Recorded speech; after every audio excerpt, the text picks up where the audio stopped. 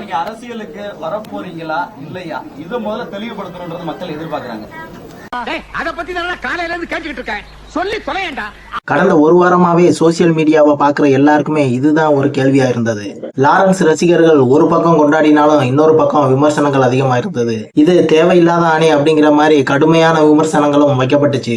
நீ புடுங்குறது பூராமே தேவையில்லாதான். போய் புடுங்கு போ. டான்ஸ் மாஸ்டர் ராகவா லாரன்ஸ் அவரை பத்தி புதுசா நம்ம எதுவும் சொல்ல வேண்டியதில்லை. அவர் பெயரை சொன்னாலே அவர் செய்யற சோசியல் சர்வீஸ் தான் ஞாபகத்துக்கு வரும். உங்களுக்கு நல்லா தெரியும், என் வீட்டில் குழந்தைங்களை வளர்த்துக்கிட்டு நான் பாட்டு சோஷியல் சர்வீஸ் பண்ணிட்டு இருந்தேன். மாற்றுத்திறனாளிக்கு டான்ஸ் சொல்லி கொடுக்குறது, ஓப்பனர் சர்ஜரி பண்ணுறது, பசங்களை படிக்க வைக்கிறது, ஸ்போர்ட்ஸ் எல்லாத்துலேயும் என்னால் முடிஞ்ச வரைக்கும் பண்ணுவேன். என்னால் முடியல மற்றவங்கிட்ட கேட்டு உதவி செய்யற எண்ணம் எல்லாருக்கும் வராது. பல பேருக்கும் இல்லாத ஒரு குவாலிட்டி அது. பெரிய அளவுல பணம் வச்சிருக்கிறவங்களுக்கு கூட உதவி செய்யற அந்த மனசு வராது. அந்த வகையில ராகவா லாரன்ஸ் மேல எல்லாருக்கும் ஒரு பெரிய மரியாதை இருக்கு. எவ்வளவு நல்ல மனுஷனா இருந்தாலும் அவரையும் விமர்சிக்கிறதுக்குன்னு ஒரு கூட்டம் இருக்கும். இந்த 4 பேர் 4 விதமா பேசுவாங்கன்னு சொல்லுவாங்களே, அந்த 4 பேர் நீங்க தானா?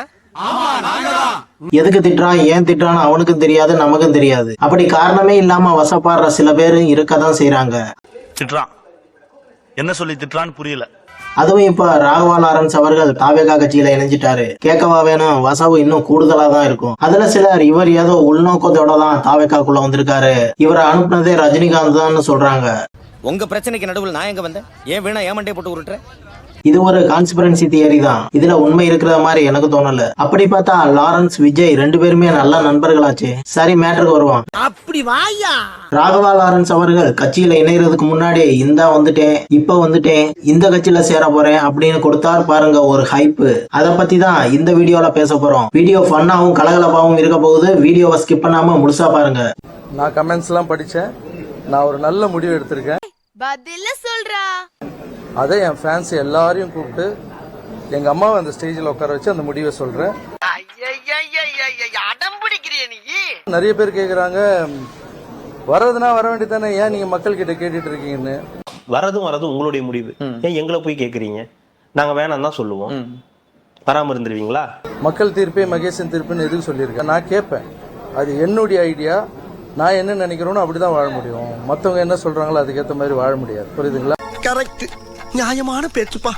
ஒரு வாரத்துக்கு முன்னாடி அரசியலுக்கு வரப்போறதா திடீர்னு ஒரு இன்டர்வியூ கொடுக்கிறாரு நம்ம ராகவா லாரன்ஸ். அதை கேட்டதும் சோசியல் மீடியாவுல பல பேரு பல கருத்துக்களை பதிவிடுறாங்க. அதுல பெரும்பாலான பேரு உங்களை மாதிரி நல்லவர்கள் பொலிட்டீஷியன் ஆகணும், நீங்க அரசியலுக்கு வரணும் சார் அப்படின்னு கமெண்ட்கள் மூலமா கருத்துக்கள் பதிவு பண்ணதா பார்க்க முடிஞ்சது. அதுக்கப்புறம் அவரு திரும்ப திரும்ப பேசின சில விஷயங்கள் தான் எல்லாரையும் சலிப்படைய வச்சது. எப்பவும் நான் அம்மா கிட்ட போய் ஒரு விஷயம், ஏமா இப்ப என்னம்மா சொல்ற அப்படின்னு கேட்டேன்.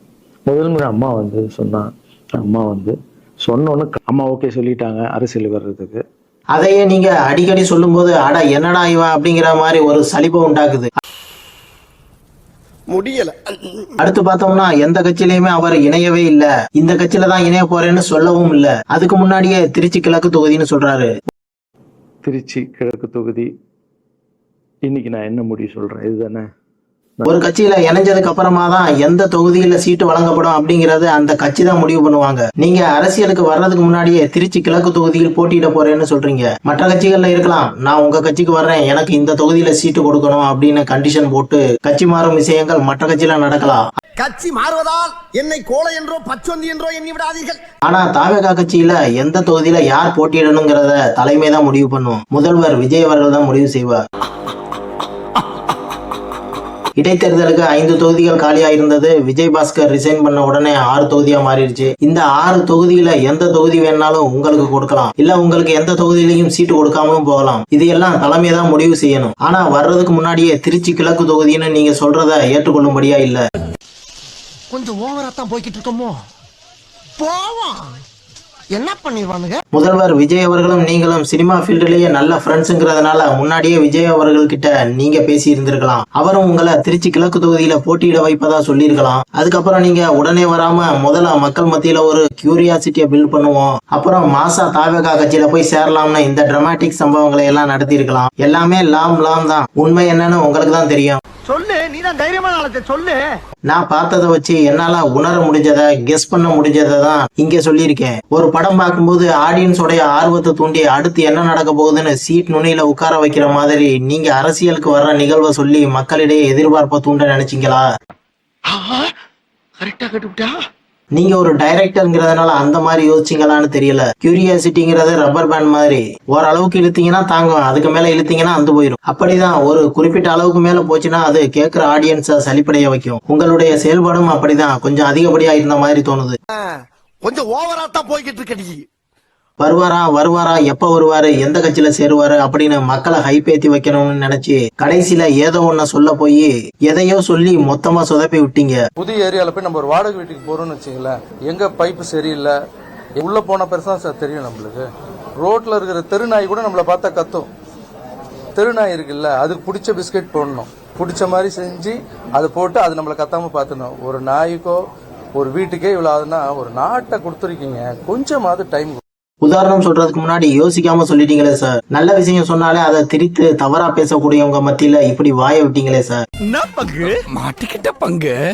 நீங்க அரசியலுக்கு வர்றதுக்கு முன்னாடி என்ன வேணா பேசலாம், அதை யாரும் பெருசா கண்டுக்க மாட்டாங்க. ஆனா இப்போ தமிழக வெற்றி கழகத்துல வேற இணைஞ்சிருக்கீங்க. நீங்க என்ன பேசினாலும் திரித்து பேசுவாங்க. நீங்க செஞ்ச சேவை தர்மம் இதெல்லாம் ஒண்ணுமே இல்லைன்னு சொல்ற அளவுக்கு அவதூற பரப்பி விட ஒரு பெரிய கூட்டமே காத்துக்கிட்டு இருக்கோம். பசிக்குதுன்னு சொல்றவனுக்கு 10 ரூபாய் கொடுத்திருக்க மாட்டான், அவன் உங்களை குறை சொல்லுவான். இப்போ நான் தாய்க்கு நிகரான்னு நினைக்கிறேன். என் ரசிகர்கள் கேட்கிறேன், மக்களை கேட்கிறேன், நான் அரசியலுக்கு வரலாமா? நீங்க ஃபர்ஸ்ட் சொன்ன இந்த வார்த்தையை விட்டாங்க, ஆனா அதுக்கப்புறம் விட்டீங்களே வார்த்தை, அதை எல்லாரும் முடிச்சுக்கிட்டாங்க. நீங்க பேசுற ஒவ்வொரு வார்த்தைக்கும் தவறான அர்த்தம் கற்பிப்பாங்க. ரத்தத்துல ஊறி போச்சு அரசியல். சோ பேசும்போது யோசிச்சு பேசுங்கிறது தான் என்னைய மாதிரி சாதாரண மக்களுடைய தாழ்மையான வேண்டுகோள். இல்ல முன்னாடியே எழுதி வச்சு மனப்பாடம் பண்ணிட்டு கூட பேசுங்க, அது ஒண்ணும் தப்பு இல்ல. பார்த்து படிக்கப்படாது, மனப்பாடம் பண்ணி பேப்பரே இல்லாம வந்து ஒப்பிக்கலாம். ஆர்வத்தை தூண்டுறேன்னு நீங்க செஞ்சீங்களே ஒரு சொதப்பல். இது எதையுமே செய்யாம தாவேகா கட்சியில வந்து அமைதியா இணைஞ்சிருந்தீங்கன்னா உங்க மேல இருக்கிற மரியாதை மக்கள் மத்தியில இன்னும் பல மடங்கு கூடுதலா இருந்திருக்கும்னு நான் ஃபீல் பண்றேன். ஆடியன்ஸான உங்ககிட்ட கேக்குறேன், நீங்க இத பத்தி என்ன நினைக்கிறீங்க கமெண்ட்ல சொல்லுங்க. ஒரு முக்கியமான விஷயம், நம்ம சேனலை சப்ஸ்கிரைப் பண்ணிருங்க, அப்பதான் நான் போடுற இன்ட்ரெஸ்டிங்கான வீடியோஸ் உங்க நோட்டிபிகேஷனுக்கு வரும். வீடியோ பிடிச்சிருந்தா லைக் பண்ணுங்க, ஷேர் பண்ணுங்க. இதே போல இன்னொரு சுவாரஸ்யமான வீடியோவோட நான் உங்களை சந்திக்கிறேன். பாய்.